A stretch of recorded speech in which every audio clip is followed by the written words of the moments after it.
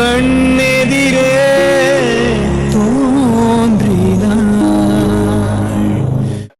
Doctor, எல்லாத்துக்கும் treatment இருக்குல்ல. அவ வாழ வேண்டிய வயசுல இருக்கிற பொண்ணு. ப்ளீஸ் டாக்டர், உங்களை கையெடுத்து சாப்பிட்டு கெஞ்சி கேட்டுக்கிறேன். எப்படியாவது எங்க பொண்ணை காப்பாத்துக்க. சாரி சார், உங்க ஃபீலிங்ஸ் எனக்கு புரியுது. ஆனா என்ன ஃபேக்ட் இருக்கோ அதை நான் உங்ககிட்ட ஓப்பனா சொல்லிட்டேன்.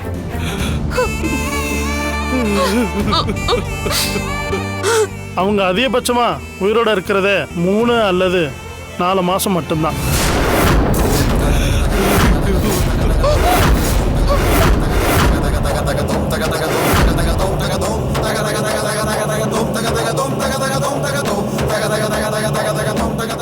அதனால அது வரைக்கும் அவங்கள எவ்வளோ சந்தோஷமா வச்சிருக்க முடியுமோ அந்த அளவுக்கு சந்தோஷமா வச்சிருக்க பாருங்க.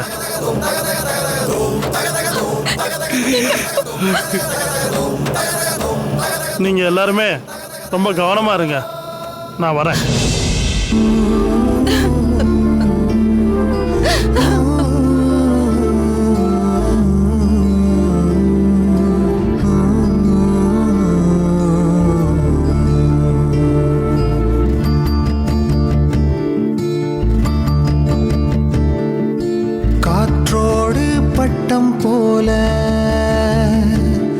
இந்த காற்றோடு பட்டம் போல,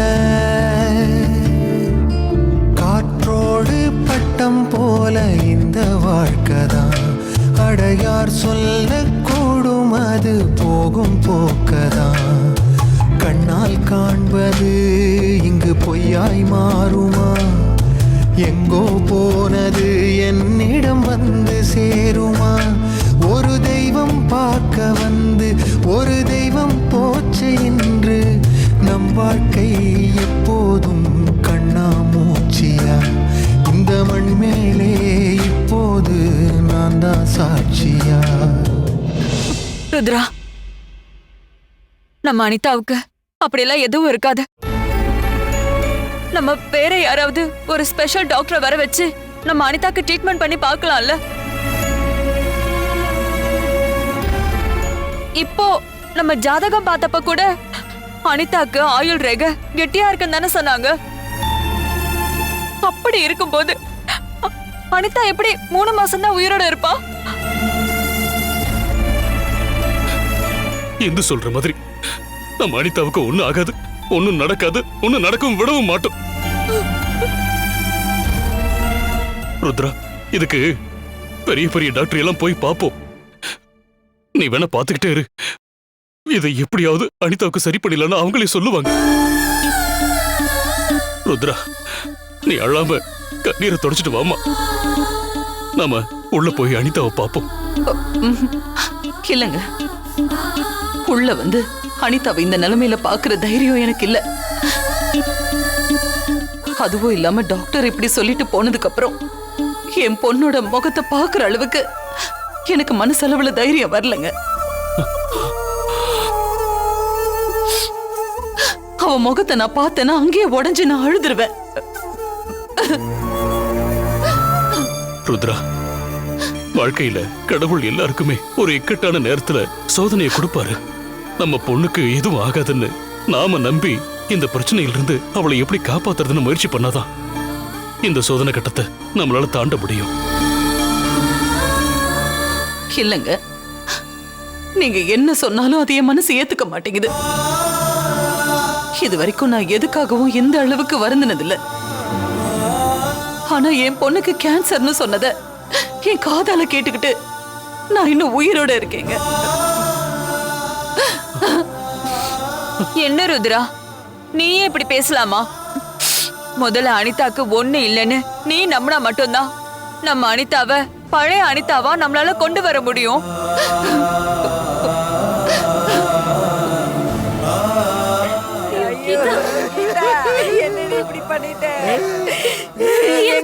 போக உனக்கு எப்படி மனசு வந்தது கீதா?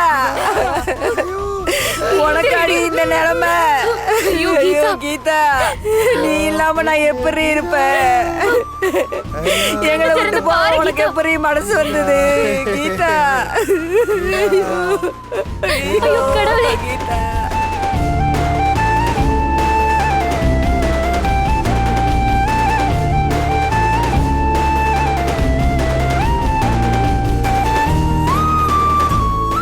பாருங்க, எந்த காரணத்தை கொண்டும் நம்ம பொண்ணுக்கு இப்படி ஒரு பிரச்சனை இருக்குன்னு யாருக்கும் தெரியக்கூடாது. தப்பி தவறி கூட அனிதா கிட்ட பேசும்போது நீங்க யாரும் அவகிட்ட சொல்லிடாதீங்க. என் பொண்ணுக்கு நான் எதுவும் ஆக விட மாட்டேன். இதுல இருந்து அனிதாவை மீட்டு கொண்டு வர்றது மட்டும்தான் இனிமே நம்ம முழு வேலையே. நான் தைரியமா இருந்தா மட்டும்தான் அனிதாவுக்கு வந்திருக்கிற இந்த பிரச்சனையில என்னால போராட முடியும். சரி வாங்க போலாம். வாங்க.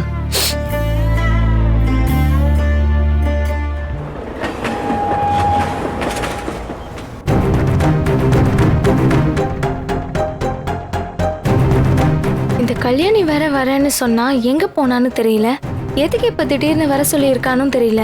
ஏதாவது முக்கியமான கேஸா இருக்குமோ, இல்ல யாராவது கிளைண்ட் மீட் பண்ற மாதிரி இருக்குமோ. இன்னும் எவ்வளவு நேரம் ஆகும்னு தெரியலையே. எதுக்கும் கல்யாணிக்கு ஒரு ஃபோன் போட்டு நான் வந்து வெயிட் பண்றேன்னு சொன்னா மட்டும்தான் அவ கொஞ்சம் சீக்கிரமா வந்து சேருவா. இல்ல ஆடிய செஞ்சு பொறுமையா தான் வருவா. ஏய் கல்யாணி, எங்க இருக்க? கல்யாணி, என்கிட்ட நீ வாங்கி கட்டிக்க போற. நான் வந்து எவ்வளவு நேரமா வெயிட் பண்ணிட்டு இருக்கேன். நீனும் எவ்வளவு நேரத்துல வருவ? லேட் ஆகும்னா சொல்லு, நான் இங்க இருந்து கிளம்புறேன். ஐயோ சீனியர், உள்ள வந்துட்டேன். 10 செகண்ட் தான், திரும்பி பாருங்க. சாரி, ரொம்ப நேரமா வெயிட் பண்ணிட்டு இருக்கீங்களோ? எவ்வளவு நேரம் வெயிட் பண்றது? சாரி. அப்புறம் ஆமா, எதுக்கு நீ வர சொன்ன? அருண் ப்ரோ,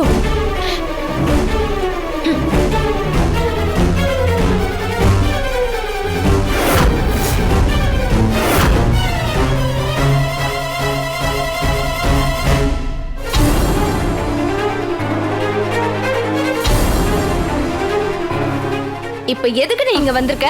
மறுபடியும் ஏதாவது பிரச்சனை பண்ண வந்திருக்கியா? இல்ல என் லைஃப குழி தோண்டி புதைக்க வந்திருக்கியா? இங்க பாரு திவ்யா, பப்ளிக் பிளேஸ்ல நீ தேவையில்லாம ஏதேதோ பேசிட்டு இருக்க. கல்யாணி வர சொன்னதுனால மட்டுமே நான் இங்க வந்தேனே தவிர உன்னை மீட் பண்றதுக்கு ஒண்ணு நான் வரல. அத முதல்ல நீ தெளிவா புரிஞ்சுக்க. இத பார், நீ யாரு, எப்படிப்பட்டவன், எந்த நேரத்துல என்ன பேசுவன்னு இந்த கல்யாணிக்கு வேணா தெரியாம இருக்கலாம். ஆனா எனக்கு நல்லாவே தெரியும். இதுக்கப்புறம் என் வாழ்க்கையில உன்னை பார்க்கவே கூடாதுன்னு ஒதுங்கி போயிட்டு இருக்கேன். அப்புறம் எதுக்கு என்ன தேடி தேடி வந்து டார்ச்சர் பண்ற? சீனியர், அவசரப்படாதீங்க. நான் சொல்றது கொஞ்சம் பொறுமையா கேளுங்களேன். ஏய், நீ என்ன சமாதான புறாவா? நீ தான் எங்களை சேர்த்து வைக்கிறேன்னு இந்த மாதிரி கேவலமா பிளான் போட்டுட்டு இருக்கியா? அப்படிலாம் இல்ல. இத பாரு கல்யாணி, உடைஞ்சு போன கண்ணாடி மறுபடியும் ஒட்டவே ஒட்டாது. இன்னொரு தடவை இந்த மாதிரி வேலையெல்லாம் பார்த்தேன்னு தெரிஞ்சது, அதுக்கப்புறம் நான் உன் மூஞ்சிலே முழிக்க மாட்டேன். இதுதான் உனக்கு first and last warning. Please senior. நகரு சீனியர். திவ்யா,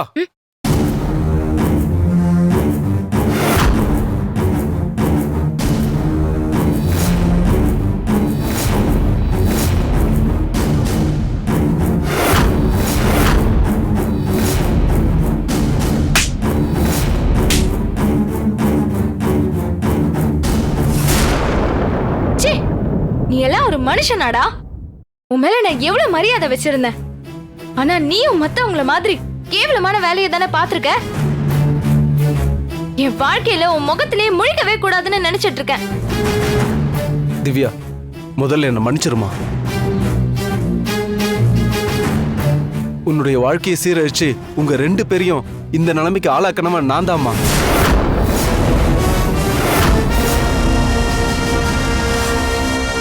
ஆனா உங்க வாழ்க்கையில இப்படி ஒரு பிரச்சனை உருவாக்குனதுக்கு நான் காரணம் இல்லம்மா.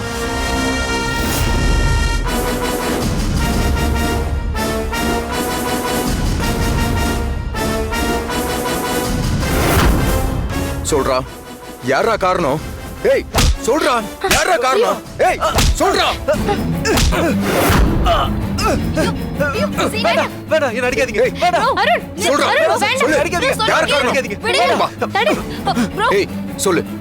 ஏய், எங்களை இந்த நிலைமைக்கு ஆளாக்குனதுக்கு யாரு காரணம் மட்டும் இப்ப நீ சொல்லல. சொல்ற. நீ உயிரோட சொல்ற சார். சொல்லு. சொல்லிடுறேன். சொல்றா. உங்க 2 பேரையும் பிரிச்ச பாவத்துக்கு தான் இன்னைக்கு நான் இந்த நிலைமையில இருக்கேன். நீங்க என்ன வேணா பண்ணுங்க, அதுக்கு முன்னாடி நடந்த உண்மையை சொல்லி உங்க 2 பேர்கிட்டயும் மன்னிப்பு கேட்டாதான் நான் செஞ்ச பாவம் குறையும்.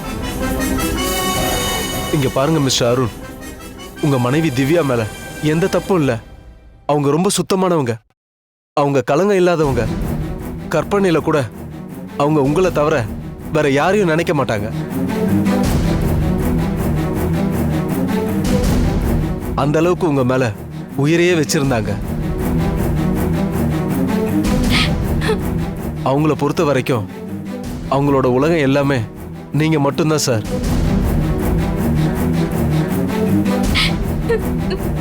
ஏய், உனக்கெல்லாம் கொஞ்சமாவது மனசாட்சி இருக்கா? நல்லா இருந்த குடும்பத்தை இப்படி நாசமாக்கிட்டீங்க. அன்னைக்கு உன் ஹோட்டலுக்கு வந்து நான் சட்டையை பிடிச்சு அடிச்சு கேட்டதுக்கு என் பொண்டாட்டி கேரக்டரை பத்தி வாய்க்கு வந்தபடி அசிங்கமா பேசுறது நீதானடா? சார், அன்னைக்கு நீங்க வந்தப்போ உங்க ஒய்ஃபோட கேரக்டரை பத்தி தப்பா சொன்னது நான் தான்.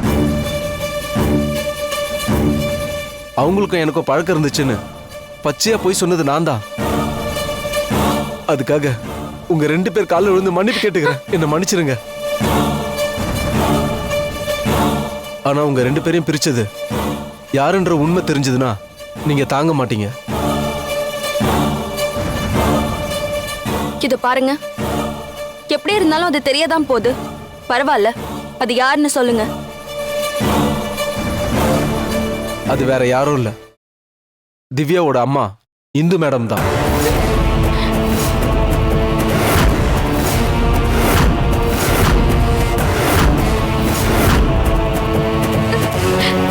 திவ்யாவோட அம்மா தான் ஒரு பெரிய பிசினஸ் கான்ட்ராக்டர் வாங்கி தரேன்னு சொல்லி ஒரு பெரிய அமௌண்ட்டை என் கையில கொடுத்தாங்க. என் பொண்ணு திவ்யா தப்பானவன்னு நீங்களே சொல்லிடுங்கன்னு சொன்னாங்க. நான் அப்ப கூட, ஏன் மேடம் உங்க பொண்ணோட கேரக்டரையே நீங்க ஏன் தப்பா சொல்றீங்கன்னு கேட்டேன். ஆனா அவங்க அதுக்கு உங்க 2 பேரையும் பிரிக்கணும், உங்க காதலை பிரிக்கணும், நீங்க நல்லா வாழக்கூடாதுன்னு சொன்னாங்க. அவங்க பேச்சை கேட்காம நீங்க கல்யாணம் பண்ணிக்கிட்டதால நீங்க வீணா போகணும்னு சொன்னாங்க.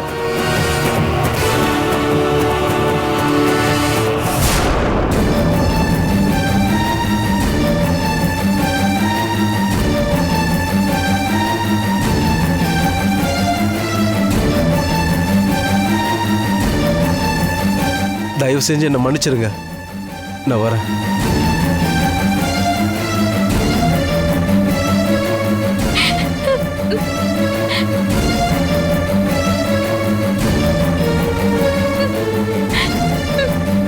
ப்ரோ, நீங்களும் என் சீனியரும் கொஞ்ச நேரம் உட்கார்ந்து மனசு விட்டு பேசுங்க. எங்க உங்க லைஃப் முடிஞ்சதுன்னு நினைக்கிறீங்களோ அங்க இருந்து மறுபடியும் ஸ்டார்ட் பண்ணுங்க. நான் இப்ப கிளம்புறேன்.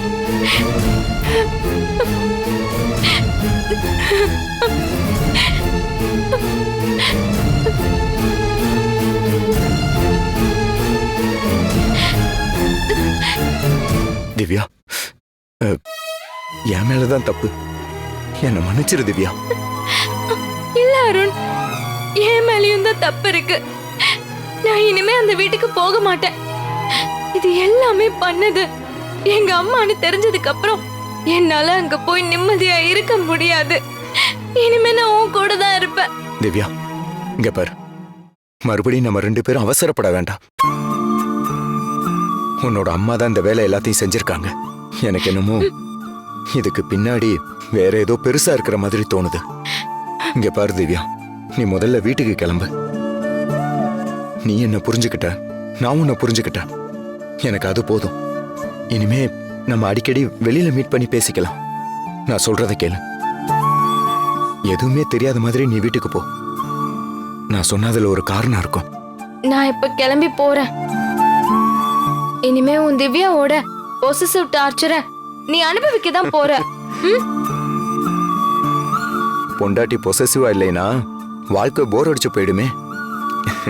நம்ம 2 பேரும் இப்ப இந்த இடத்துல ஒருத்தருக்கு ஒருத்தர் புரிஞ்சுக்கிட்டு சந்தோஷமா பேசிக்கிறோம்னா அதுக்கு முழு காரணம் கல்யாணி தான். மறக்காம கல்யாணிக்கே தேங்க்ஸ் சொல்லிடு திவ்யா. சரி, அப்ப நீ கிளம்பு. சரி நான் கிளம்புறேன்.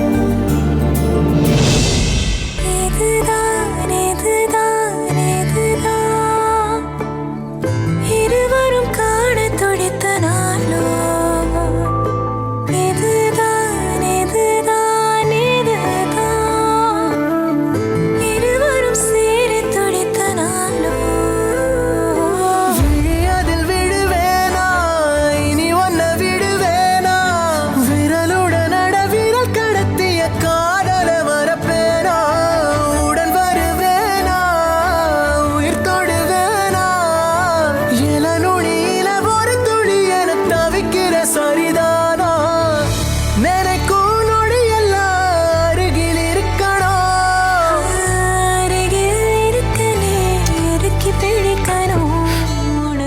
நீ போயிட்டு வா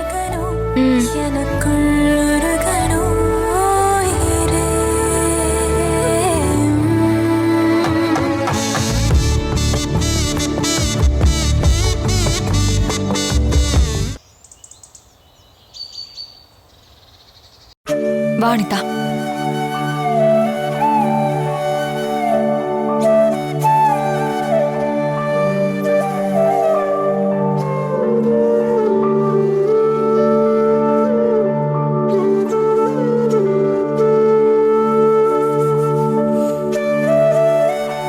என்னாச்சு மம்மி? எல்லாரும் ஏன் இவ்ளோ அமைதியா இருக்கீங்க? யாரோட முகமும் சரியில்லையே. ஏன் எல்லாரும் ஏதோ பறி கொடுத்த மாதிரி மூஞ்சி வச்சிட்டு இருக்கீங்க? ஒண்ணு இல்லடா, நீ பேசிக்கிட்டு இருக்கும்போதே திடீர்னு மயக்கம் போட்டு விழுந்துட்டல்ல, அதான் எல்லாரும் கொஞ்சம் பயந்துட்டோம். மத்தபடி வேற ஒண்ணு இல்லடா. டாடி, டாக்டர் என்ன சொன்னாங்கன்னு இப்ப வரைக்கும் சொல்லவே இல்லையே. ஆ, அதெல்லாம் ஒண்ணு இல்லடா.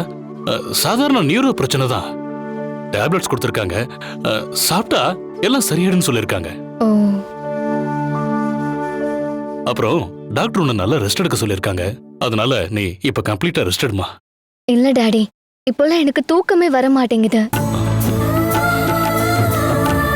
மம்மி, எனக்கு என்ன ஆகுதுன்னே தெரியல. இப்பெல்லாம் அடிக்கடி தலை வலிக்குது. ஏதோ என்னோட உடம்புல ஏதோ சேஞ்சஸ் இருக்கிற மாதிரி ஃபீலா இருக்கு. அதெல்லாம் ஒண்ணும் இல்ல அனிதா. ஹாஸ்பிட்டல்ல இருந்து இப்பதானே உன்னை டிஸ்சார்ஜ் பண்ணி கூட்டிட்டு வந்திருக்கோம். அந்த டயர்ட்னஸ் தான், மத்தபடி வேற ஒண்ணும் இல்ல. நீ நல்லா தான் இருக்கம்மா. ருத்ரா, நீயும் அண்ணனும் கீழே போங்க. நான் அனிதாவை தூங்க வச்சுட்டு வந்துடுறேன்.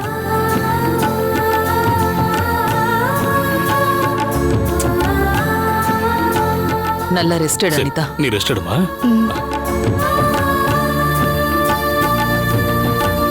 அனிதா, நீ டேப்லெட் போட்டிருக்க. நீ தூங்கி எந்திரிச்சதுக்கு அப்புறம் எதுவா இருந்தாலும் பேசிக்கலாம். நீ படுத்து தூங்கு வா. வா.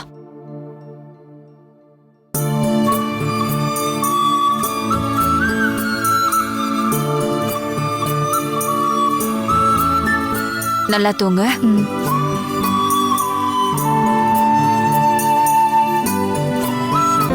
அவருக்கு பழசெல்லாம் ஞாபகம் வந்தது எனக்கு சந்தோஷமா இருக்கு. சக்தி, தம்பி வாங்க. வணக்கம் சார்.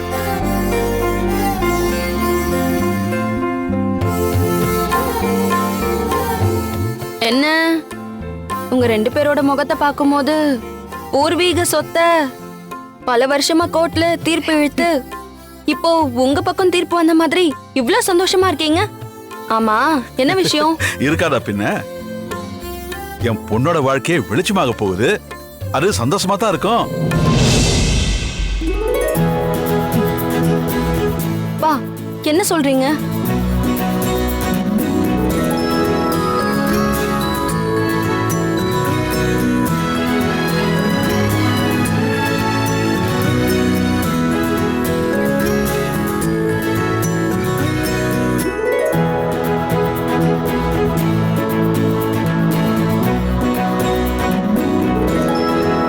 என்ன சக்தி, இவர் சொல்றதெல்லாம் உண்மையா?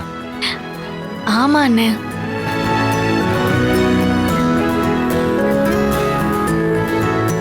சக்தி, நீ நல்லா இருக்கணும் சக்தி. உனக்கு சிவா சார் எவ்வளவு பிடிக்கும்னு எனக்கு நல்லாவே தெரியும். என் வாழ்க்கை தான் இப்படி ஆயிடுச்சு. ஆனா உன் வாழ்க்கை நல்லா இருக்கணும் சக்தி.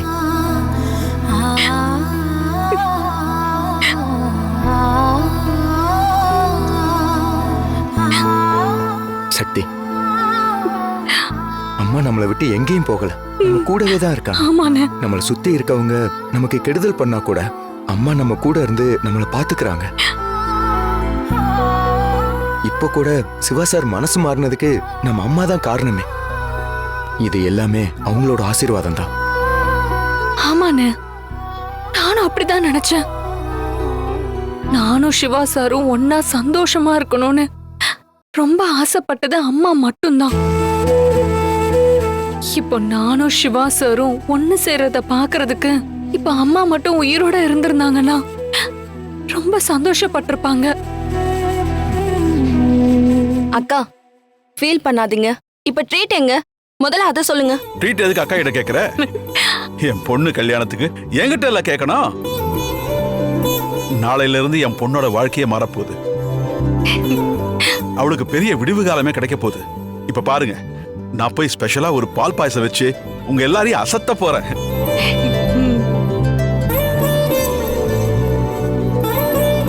அம்மாடி சக்தி, காயத்ரிக்காக நீ எவ்வளவு கஷ்டப்பட்டிருக்க. என் குடும்பம் நல்லா இருக்கணுங்கிறதுக்காக நீ எவ்வளவு கஷ்டப்பட்டிருக்கேன்னு எனக்கு நல்லா தெரியுமா. நீ நல்லா இருக்கணும். நீ நல்லா இருந்தா தான் இந்த அப்பா மனசு நிம்மதியா இருக்கும். உன் நல்ல மனசுக்கு எல்லாமே நல்லதாவே நடக்கும். சரி, நான் போய் பாயசம் வைக்கிறேன். அப்பா, சரி, மறுபடியும் பாயாசமா? சுமார் நான் எடுத்துட்டு வரேன்.